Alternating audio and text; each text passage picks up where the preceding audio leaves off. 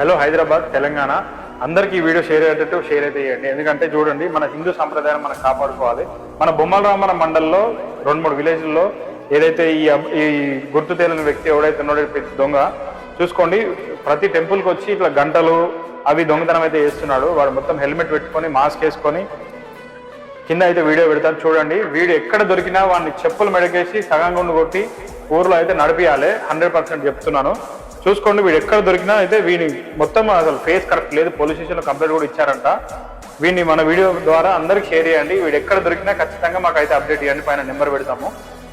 చూడండి, మన హిందూ సంప్రదాయం మనం కాపాడుకోవాలి.